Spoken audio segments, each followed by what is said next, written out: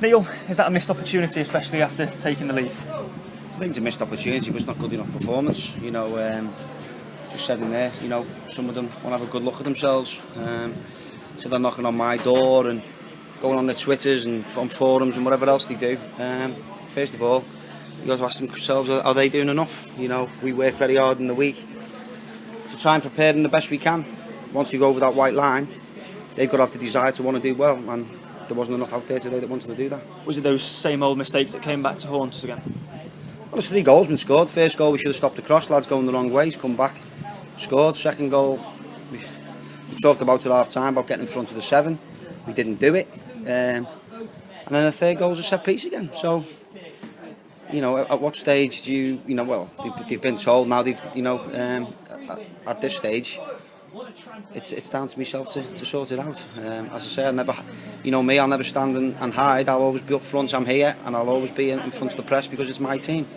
But at some stage, individuals have got to take responsibility for their own performances. And if you think the difference between Salisbury and Chester today was nothing in terms of ability, because they had more desire than us. They wanted to block shots. They wanted to get in people's faces. They wanted to get second balls. And too many of ours don't want to do that. You've talked about taking chances. Was it another game where we had chances but didn't take them?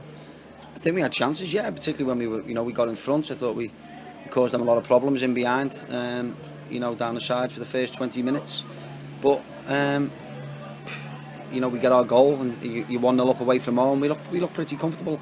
To be fair to them, the 2 boys up front were very good. McPhee and Fitchett done really well for them, and work does, but didn't create a great deal of opportunity. But we just made it so hard for ourselves because we just didn't have the desire in certain areas to go and hurt them. And we look at it, and we talk about it, and I keep doing it. And you say, are we good enough in certain areas? The answer is probably no. We looked at bringing a goal scorer in. You brought him in, Shaq McDonald.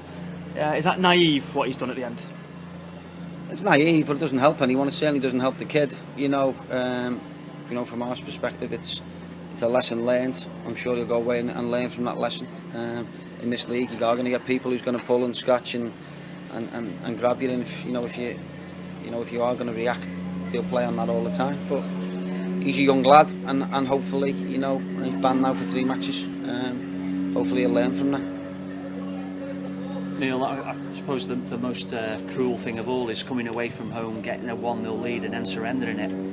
I don't think it's cruel. We've worked hard on getting in front. We've got in front, but then we've been so lacklustre at times. It's been untrue. We're far too deep as a team.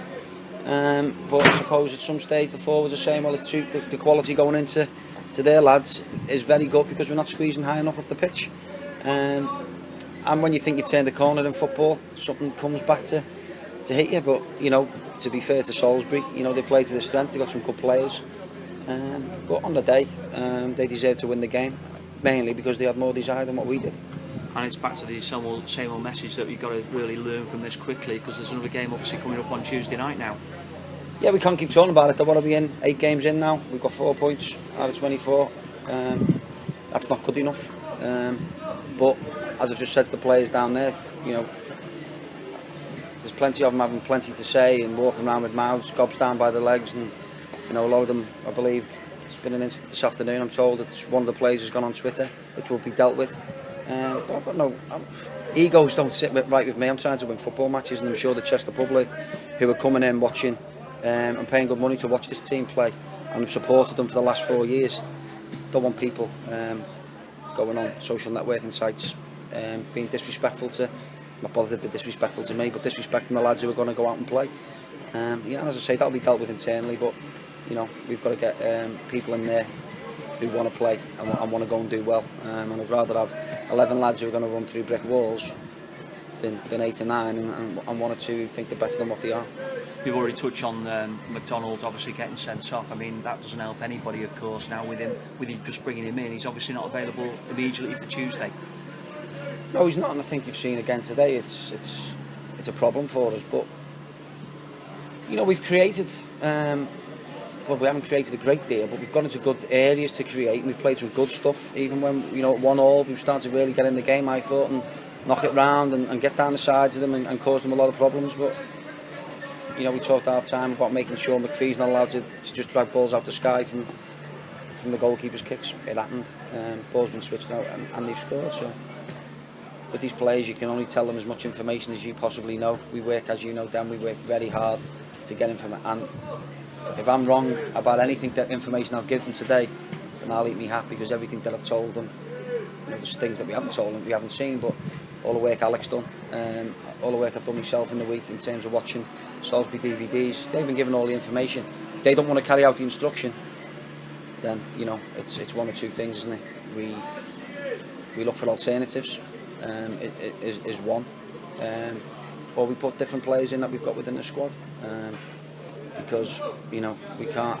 I just had a feeling at half time that one or two, well, probably more than one or two of them, probably 3 or 4 of them, you know, didn't have the desire to go and win us the game, waiting for somebody else to do it.